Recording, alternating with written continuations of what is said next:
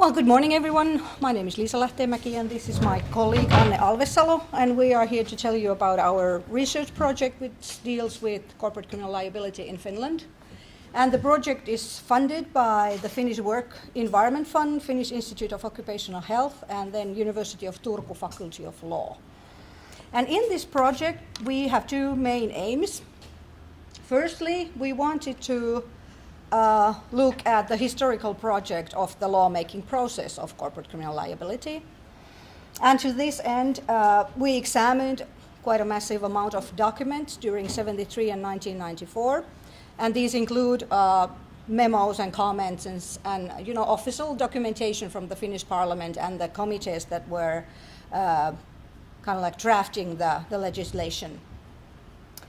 And secondly, we also wanted to look a bit further, not just history, but also the implementation of corporate criminal liability in Finland today. And for this reason, we also gathered data of sentences during 5 years that are convicted of occupational safety crimes in Finland. And they are about 150 cases of convictions. And you can already see here that it took 22 years to pass that law. Yeah, the law process was quite long. And we were pretty impressed by the work already done on this area by Stephen Bittle, who presented yesterday, but also by Dave White and Steve Toombs. So we are following in their footpaths a little bit. Okay, so the story begins in 1972 as Finland actually started to reform the entire penal code. And so for Finland's part, it wasn't actually a question about of a tragedy or a scandal or some kind of massive accident with a lot of victims, but the impetus to impose corporate criminal liability was more of a social and sort of like the social climate of the 1960s and the 1970s with ideals of equality and justice. And so this brought forward the first proposals in 1973, and these first proposals were given by two commissions that were nominated to propose new legislation concerning employment crimes and environmental crimes. And the reasoning these two commissions gave in a nutshell was that liability did not encounter those who were actually liable of the crimes, but rather those who were convicted were seen as scapegoats of wider communities working behind. And these were often corporations. And also it was deemed that there were evident crimes, especially in environmental stuff, environmental crimes that were left unpunished because there was no one individual that can be pointed as guilty. So these were two problems behind the reform. And so the Commission stated that corporate criminal liability was needed in order to place the liability where it belongs, but also they said that it was needed to safeguard the employee's constitutional right to safety. And it's pretty needless to say that, of course, unions and the labor movement and environmentalists backed these proposals heavily, but there were also some pretty few, though, lawyers with left-wing thinking that supported them in the 1970s. And at this point, right in the beginning, the core purview of the corporate criminal liability was seen to be precisely employment safety crimes and environmental crimes. But of course, there was a powerful opposition also. And in the beginning of the 70s and during the 70s, the ones opposing the most were employers, industry and commerce, but also majority of the lawyers at this point. And this made the opposition very strong because, the main point that they all gave was that corporate criminal liability actually represents radical divergence from traditional principles of criminal law. And this was, by this they meant namely mens rea, the idea of the guilty mind in the crime. And they were saying that corporations cannot be found guilty. So this is radical to propose a legislation like this. But on top of this, especially the employers and the industry and commerce said that corporate criminal liability represents unfriendly means to business, that it would rot individual accountability, it would undermine individual accountability, It was purposeless legislation, and they also said that by imposing corporate criminal liability, innocent bystanders such as shareholders and taxpayers and investors and even employers would be adversely affected. And so they proposed other means to regulate corporations, such as education and compliance and incentives for the corporations to act according to the law. And this reasoning, of course, replicates the reasoning given in many countries dealing with corporate criminal liability legislation. But then something happened during the 1980s. Because as the reform progressed, there were several proposals coming in, and the legislation was changed a bit and reformed as the time went on. And during 1980s, as there was given the fourth proposal of corporate criminal liability legislation, the lawyers started to support it. And we found out that, or we reasoned that the reason why this happened was pretty much because there had been so much debate in other Nordic countries about corporate criminal liability, and that also Nordic Penal Committee had recommended that Nordic countries would impose corporate criminal liability. So the lawyers started to think that maybe these principles were changeable after all, so that they started to think that theory should adapt to reality and not the other way around. But also they noticed in their own work the scapegoat phenomena. So they said that they felt that in real life legal praxis, they found out that individual liability was insufficient, and also that the liability was put on the shoulders of wrong people. And this was really important because now as the lawyers, the majority of the lawyers started to back the proposal, the employers and the industry kind of lost a very powerful backing for their opposition. And so when the final proposal and draft bill was given in 1991, it seemed that the supporters were getting their way. And actually in that final draft bill, the comments and the proposals given by the supporters were kind of like written into the law pretty much. Do you have something more? No. Okay.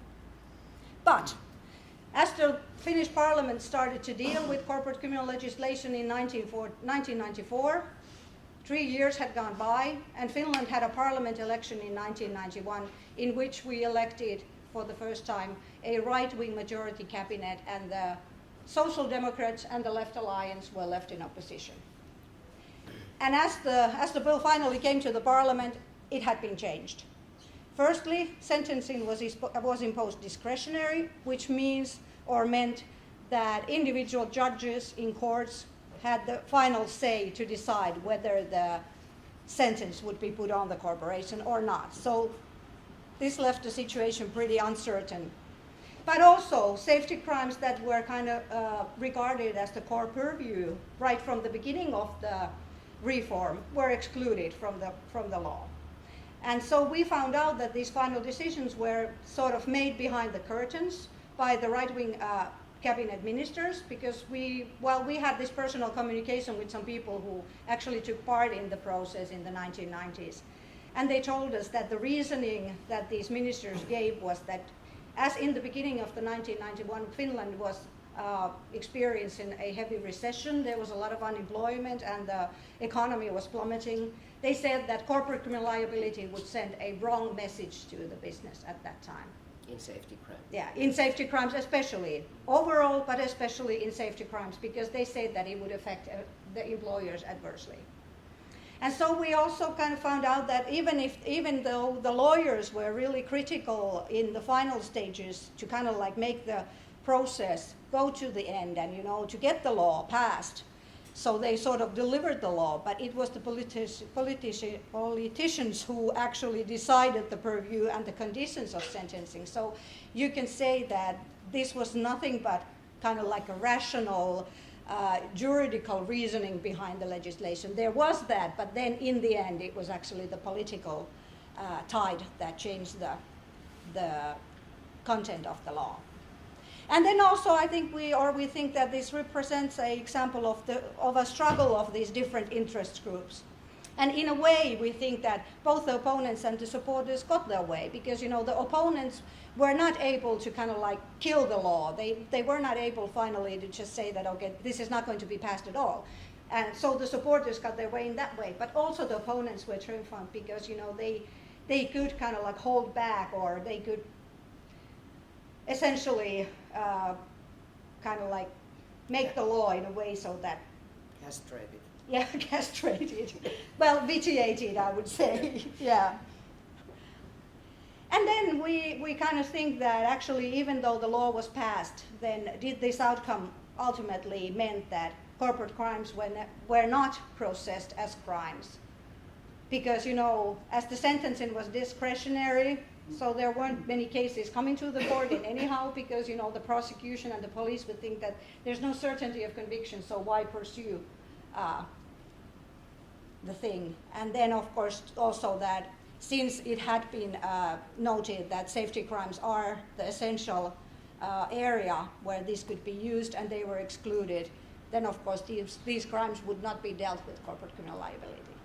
And this actually materialized during the next years, or during the consequent years, because there were only 9 convictions during 1995 and 2003, and mainly from environmental crimes and some financial crime. Sorry, how many?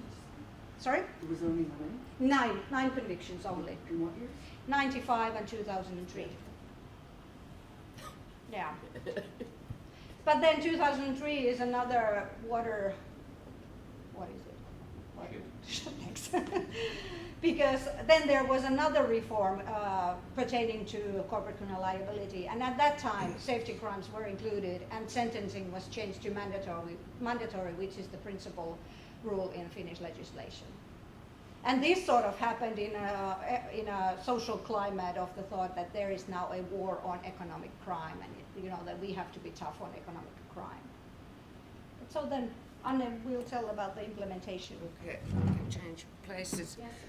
Yeah, this really this law package in 2003 was a big law package with all kind of measures against economic crime, so other types of crime, and they put these safety crimes in corporate criminal liability in that big package, and it sort of went within the war on economic crime that was possible. But that's another story. Now I'm going to talk about, so we have had since 2003 corporate criminal liability also on safety crimes, and me and Liisa have analyzed these cases from these sentences from 5 years. And what is interesting is that today 90% of convictions of corporate criminal liability are of safety crimes. So in a way, the thing that was thought in the 70s, the safety crimes are the core, is a reality today. There are altogether about 70 crime titles, 70 different crimes that can be are under corporate criminal liability. But 90% really are safety crimes today. And the maximum fine that can be given is 850,000 euros. But as you see, the highest that has been imposed is 500,000. That's from an environmental crime. Well, this is just what has happened, that corporate criminal liability cases, as Liisa told, 9 cases in the beginning, but now we can see an interesting rise, that now we have annually about 38 cases every year. So that's quite a lot if you compare to Canada, for you had a couple of cases, and also in Britain. So we have cases, we had cases to analyze.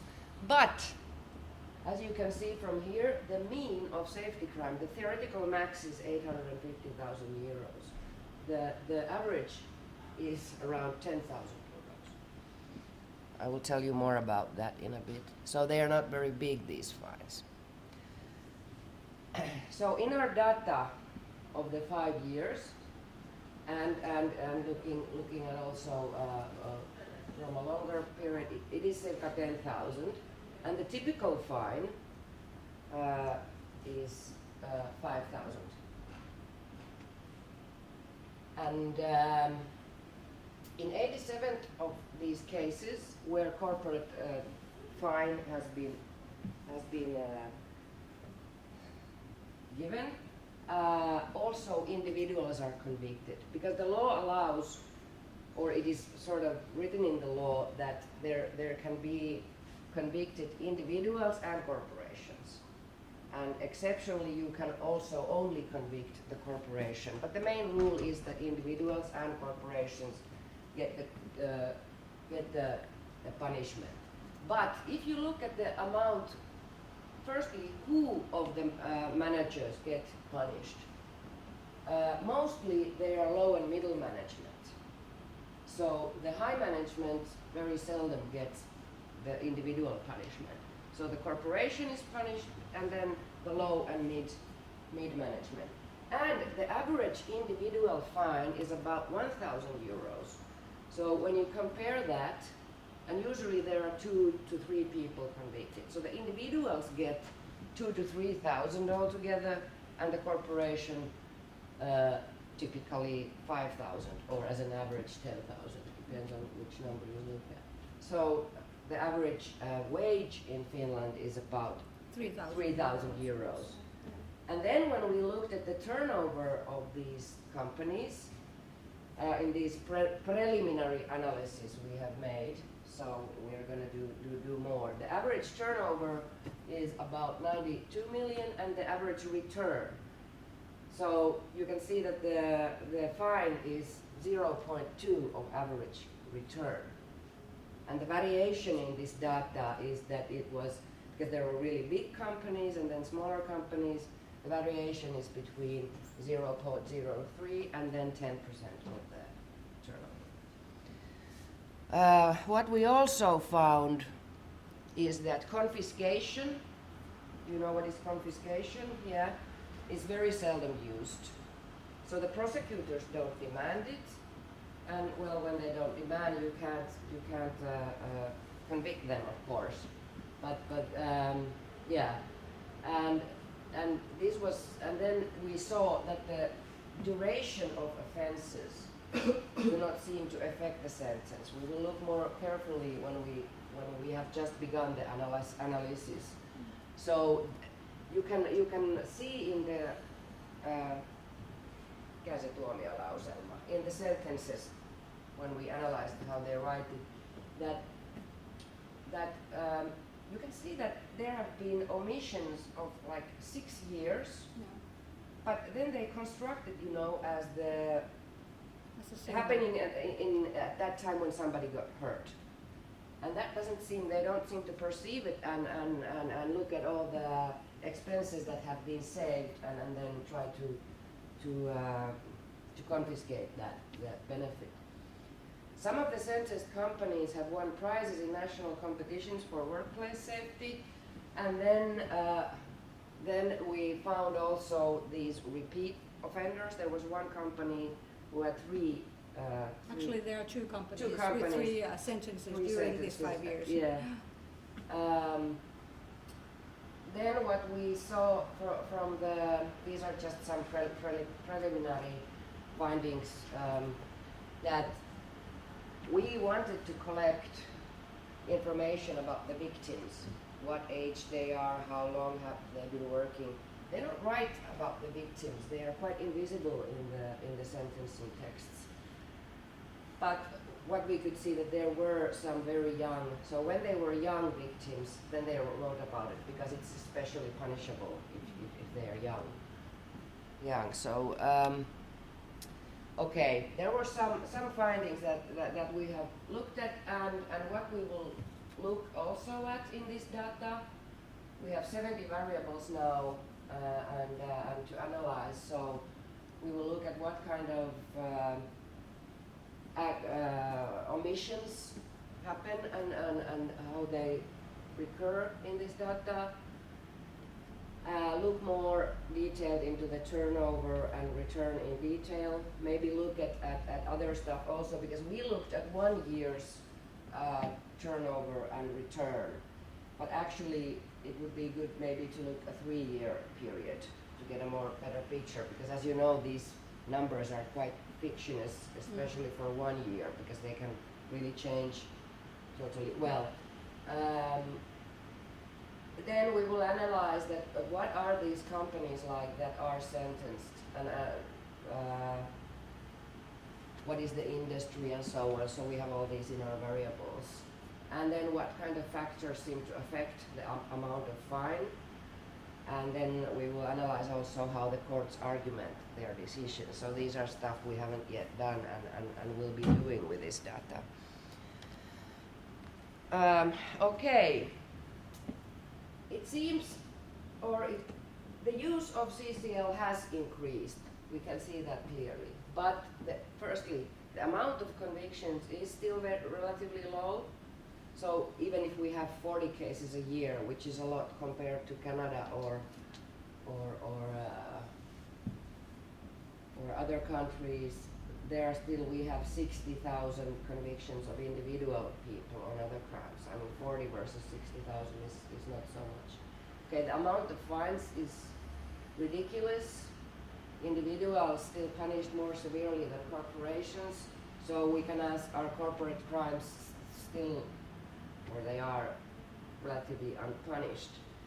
So quite pessimistic about this pessimistic conclusion. But on the other hand, I wanted the question mark here because I done research 10 years ago about policing corporate crime and looking at how the police at that time didn't put these cases forward because if the victim blamed themselves, they said we don't investigate, and they had all kind of reasoning why they didn't investigate these. But something has changed, and when I read this, how the court's argument in these cases, of course, that the corporation should be punished. There has been a shift of thinking. So yeah. So in a way, it can be. Yeah, I don't want to be too pessimistic. I think there has been some change that has happened in Finland. Okay, we have an article forthcoming soon about the part Liisa talked about, and then we also want to welcome people this afternoon. We have a discussion group on researching corporate crime. We are thinking about possibilities for international collaboration, so anybody who is interested is welcome to that group. Thanks.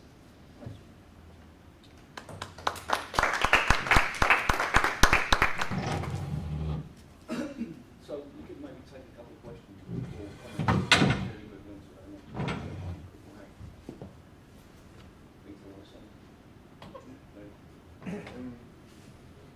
So it was just to ask a little bit, I mean, it's an amazing story actually. It's a really, I mean, it's a great study as well. I mean, obviously we've talked about it, but the detail of the study is really impressive in terms of what you can tell. But I was going to ask you about something that's not so easy to tell from the policy documents or analysis or from the statistics.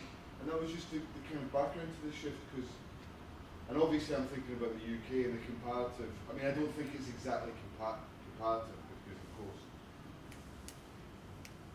you know, in the UK we have corporate manslaughter law, which is a different thing from the health and safety law. In a way. But if you look at health and safety law, which doesn't have the same kind of mechanism for liability, but I think is comparable. The key statute was 1974, and it was almost a high point of the post-war consensus welfare state. And partly it was introduced because the trade union movement was very strong, but partly because of the consensus. Despite the fact that manufacturing industry was still strong in the UK, the statute was introduced at that time. So there's a kind of complex balance of social forces that we know that we can explain. But it looked like, from what you said, the employers' lobby was very, very strong right up until 2003 almost, in terms of winning the argument. So so my question is, Was there something going on in the trade union movement or other social movements that was pushing for this? Or was it because the power of manufacturing industry, construction industry, who would probably be the two kind of industrial sectors pushing against this, I'm guessing? Yes, they were. Yeah, did they weaken at that moment, or is there anything? I'm not saying there's necessarily an answer, but do you think there's anything that we could say about the fractions of capital on one hand and the strength of this whole regulation forces on the other hand? Yeah, you mean, yeah, of course. Yeah, but what is your question? Can you say anything about that, or is it too difficult to? Yeah, well,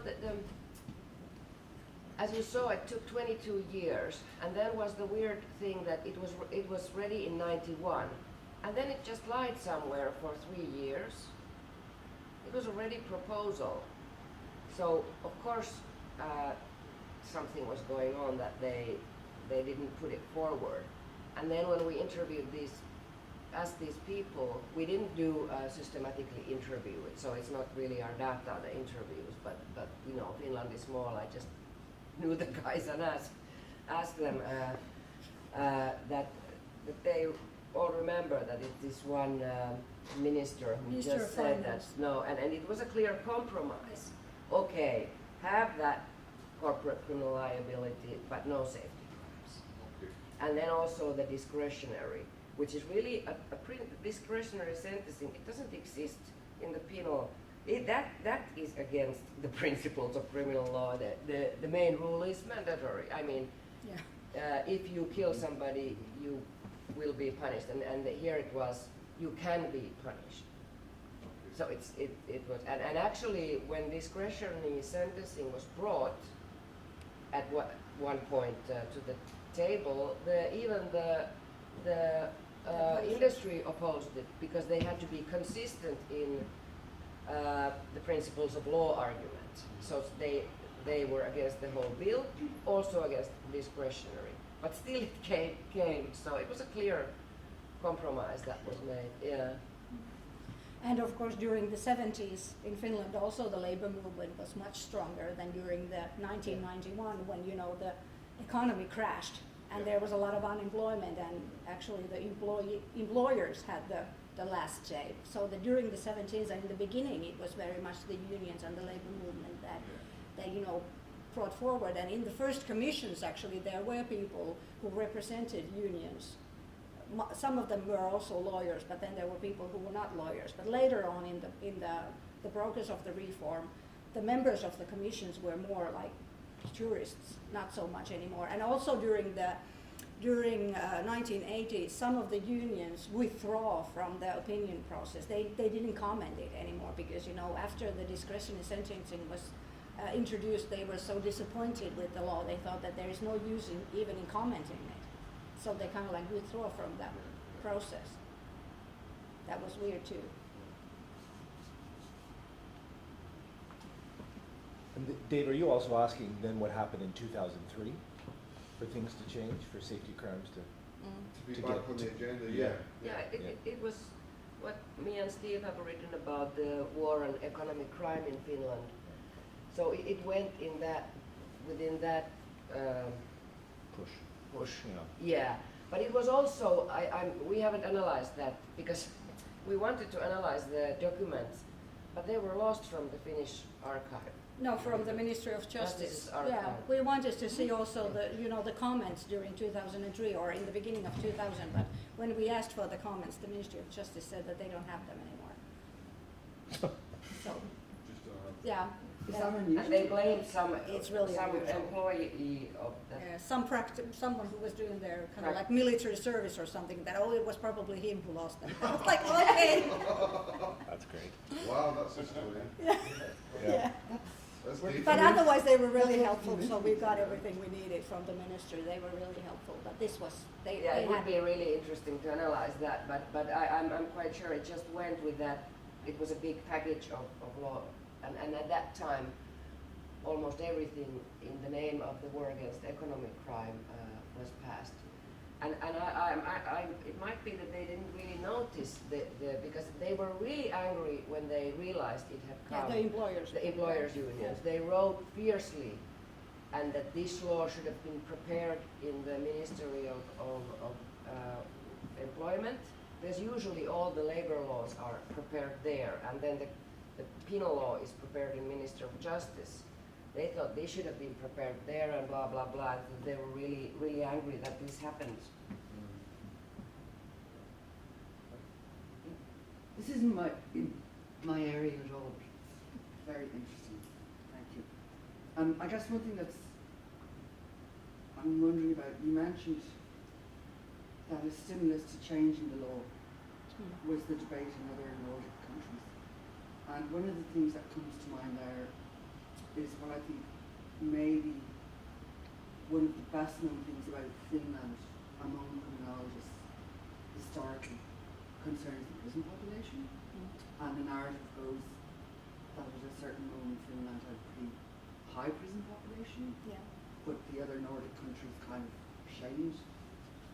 And there was policies passed that radically reduced the prison population. Yeah. So I'm just wondering, in an ongoing way, if what's going on in other Nordic countries have a big impact on you. And I'm switching, I guess, to Canada and the UK. It's just something to think about. What drives these policies? Like partly in terms of punishment in Canada, it's kind of looking south and like, we don't want to go there. And even having people like Mark Maher, who had a project called the Sentencing Project in Washington, which is a very innocuous title, but a great source for imprisonment information in the States. Coming to Canada, talking to lawmakers, senators, warning against Yeah. the dangers of curriculum in the States. Yeah. So I'm just kind of throwing out generally the external influences on local policy. I think during the 1980s, Finland had also kind of like this desire to be more, put in the company of other Nordic countries, and sort of reach out to the Western world more. So I think that was one of the perhaps the political, social, things behind that also, that the Nordic policies started to influence more. They wanted to be among the Nordic countries and considered one of the Nordic welfare countries, because Finland came late compared to Sweden or Norway with the welfare state too. Right. Yeah. One of the, sorry, can I? No, go ahead. on Yeah. news, but one of the, when Anna and I did the work, which she referred to earlier on, looking at why this war, we were kind of interested in why this war and economic crime came about when it did, and what the conditions that allowed that to happen sustained it.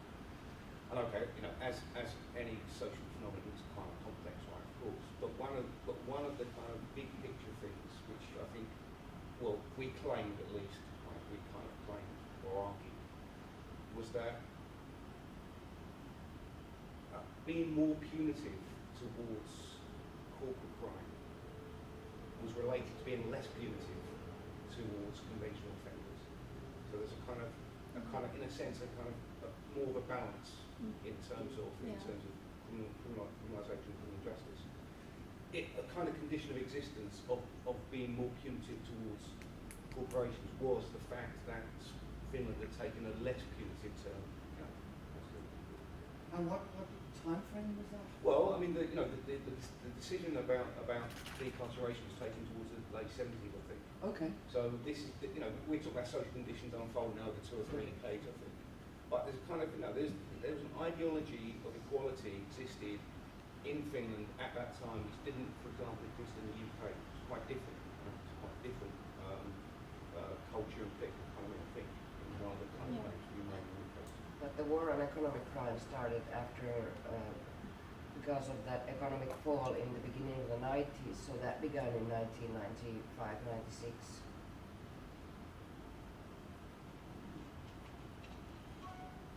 Sorry, Yeah, one of the things you hear in relation to corporate criminal liability in Canada, but also I've heard it in the UK, is everybody's waiting for a big company to be charged and convicted. But you talk about larger companies. There are some. Yeah, so do you have any examples or a general sense of what the circumstances in which a large company has been charged and convicted in Finland? What were the... Well, there's this major forest and paper industry company, UPM, which was convicted 3 times during the 5 years. But these are just, accidents in sawmills and stuff like that happened. Incidents. Sorry. But I can't tell you anymore yet because, Well, what do you mean by conditions? Yeah. Yeah, just what were the circumstances that led to criminal charges being laid, and I guess the other thing is it hasn't turned out to be any kind of watershed moment for the legislation in terms of how effective or how, I'm not sure if effective is the right word, but how significant it is in terms of punishing corporations. Mm-hmm. We're